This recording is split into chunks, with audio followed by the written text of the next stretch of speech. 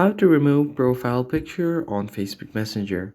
First thing first, you're gonna have to open up your Facebook Messenger app, and then from here, you just need to tap on the menu icon at the bottom right, and now head over to settings.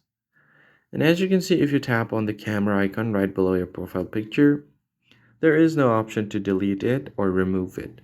So in this case, since your Facebook and Messenger account are connected, you're gonna have to do it from your Messenger app, and then from here you just need to head over to Facebook first. So from here, just tap on the profile right besides what's on your mind, and then click on profile picture again.